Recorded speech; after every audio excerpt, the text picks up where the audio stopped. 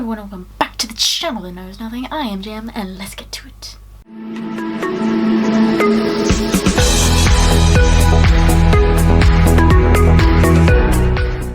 So today we are doing another book tag because, I don't know, I find them really fun. Let me know if you want something else though, because, I don't know, I've been doing book tags and lists and I feel like I should be doing something else fan-me and I don't know what. Anyway, let's dive on into this one today.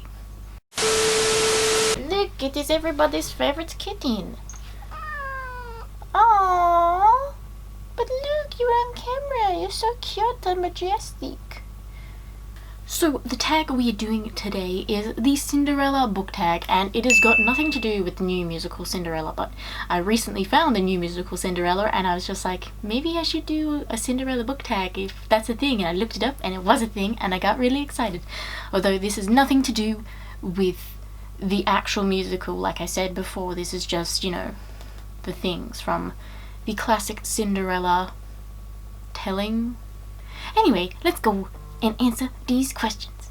Question number 1 in this tag is Evil Stepsisters, and that is pick a series with the characters that you just hate. And I decided to go with the Gone series, though I have only read 2 of them. I think you can probably guess one that I hate. Just, oh, there's so many dickheads within that series, but it is really good, but it's also like, oof, I wish you would be yeeted from here. Goodbye. Question number 2 is Prince Charming, and that is a book with a gentleman in it. And for a while I'm like, wow, I have not read that many books with like gentlemen in it, especially in the young adult genre.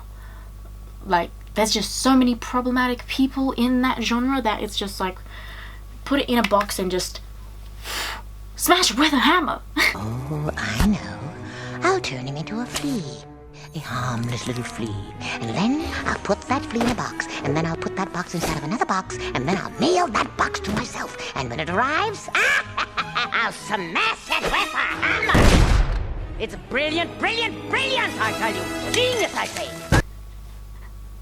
But in the end, I decided to go with Froggy from the Land of Stories. He is just a really cool character, like, you know, having been turned into a frog, but he is secretly a prince that you find out later. Sorry, spoilers. He's just awesome and nice, and he is with the most, you know, like, I love Red Riding Hood, so many people would say she's probably one of the most problematic characters within that book, but I really love her, so, like, he's just with, like, someone who I think matches, like, his personality perfectly, because he is, like, so nice and caring, and she is just very up herself, but I think it's kind of like a dynamic that really works, and so I am going to say he is a gentleman. Number 3 in this tag is Cinderella, and that is a character that is graceful and kind and defiant. And that took me so long to pick, because I was just like, wow, where in writing is there a main character that is like so nice and kind and does the right things, but horrible things happen to them? And I was just like sitting there pondering it for like so long, and then I thought of Ned Stark from A Game of Thrones. He does a lot of right things, but it negatively impacts him to the fact where they chop off his head and so many bad things happen to his family, which aren't, well, kind of related, but aren't also, because it's their own stupidity that impacts them. But yes, I'm going to pick Ned Stark for this one because he is an amazing character and I wish he would be in it more, but sadly he is not going to be, I don't think, unless some weird magic happens at the end, but I really highly doubt that. Please don't do that, George R.R. Martin. Question number 4 in this tag is Fairy Godmother, and that is pick a character that always has someone looking out for them. And I feel like that is every main character in any book ever. But I decided to go with Clary from the Mortal Instruments series, because even when she is aware of the magical world she is in, she is still getting so much assistance from everyone around her, and not everyone loves that, but I feel like she does have a very wide group of people that do care about her, and that's always a good thing. I feel like that's it. I don't have anything else to say about Clary. She's dumb, but has a lot of good people around her, so yeah, that's kind of it. Number 5 in this tag is helpful creatures, and that is something that makes you feel happy when you are sad. Now, when I was looking into this tag, people had heaps of different answers for this. A lot of people had books as their answers, but I don't have a particular book that makes me feel happy when I am sad. Which seems like a really sad thing, but in hindsight it's not, because what I do when I'm sad is I go to the bookstore, and just being in the presence of other books and other people that like books and like the store, like the people that work at the store, it's just really nice to be in the presence of people that like books and like reading, and it's nice, it's good vibes in there. So that's my answer with this one. Question number 6 in this tag is called Ashes, and that is a book you didn't care for, and I decided to go with Vortex. It was good and then not at the same time, but only because I loved the first book so much and I felt like it was a bit of a standalone. It didn't really need like a lot of questions answered. Like, I feel like if you wanted to have questions answered, you could have done like a prequel to that. The first book was called Tempest. I've talked about it very little on the channel. I should talk about it more. It's really good. It was like the first book I ended up reading that had an ending where the hero like didn't win, but it had a really impactful ending that I really loved. But this second book kind of took away from that ending, and I didn't like it, which is why I didn't care for it. I don't hate it, I just didn't care for it. Listen to the questions, people. Big brain energy here. Number 7 in this tag is Pumpkin, and that is a character with a transformation. Now, I'm going to pick a kind of negative transformation because, yeah, which kind of is in the question, not because the pumpkin does turn into a carriage, but it also turns back into a pumpkin. For this question, I decided to go with Mao from the Grishaverse trilogy because I feel like he just became more problematic as the series went on. Like, he just got more and more annoying. Like, in the first one he was like kind of bearable, and in the second one he was just, I really did not like him in the second one. He just changed so badly. It's just like, I love you, but we have to fight a war. But I love you, but we have to reunite the Grisha because we have to battle the Darkling. But I love you. Mal, you do not understand what the stakes are at.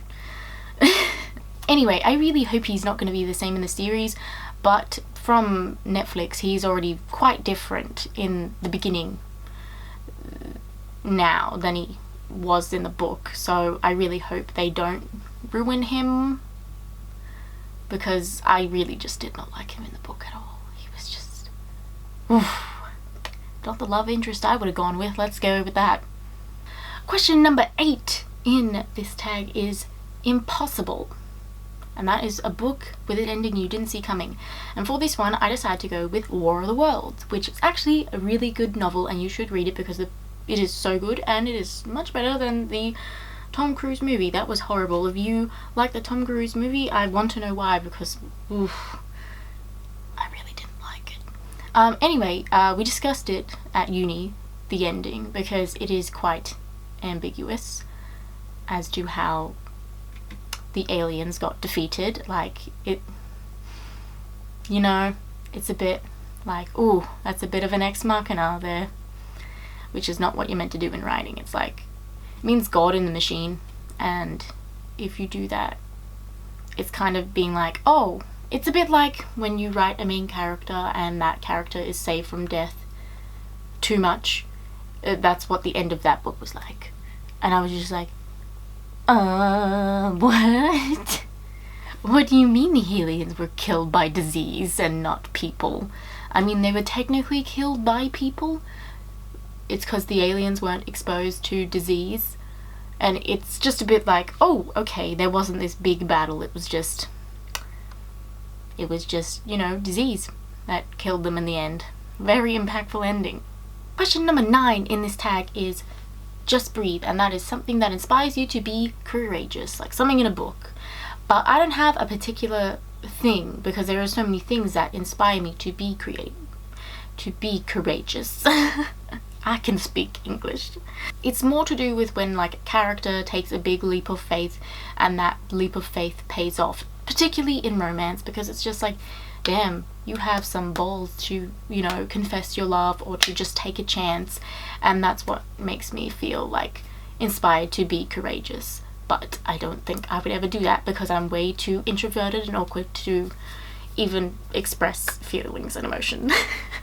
Question number 10 in this tag is happily ever after, and that is a book with the perfect ending, or what you think is the perfect ending. And I decided to go with Leah on the Offbeat because I really love that book, and I just think it is very brave of her to write something like that, to write, you know, a character being with someone else that the reader knows, and then them breaking up, and then this other character being with someone else that the character knows from, like, it's the same characters from Simon versus the Homo sapien agenda. I almost said Love Simon halfway through that sentence anyway. And I just think it's really cool for her to just be like, no, these two are breaking up and these two characters are getting together. Fuck society. I just thought it was like really cool, and it wasn't perfect, but I did really love the ending. I know there's a lot of people out there that don't love the ending of that and think that them being together, I don't want to spoil too much, them being together doesn't make much sense, but I think they do as a couple. They do make a lot of sense together, and at no point was there anything like being pressured or anyone being like, you have to do this, or it was just nice. It felt very organic and I liked it. Anyway guys, that's all I've got for you today. Please like, subscribe because it is always nice, and I'll see you next time. Goodbye.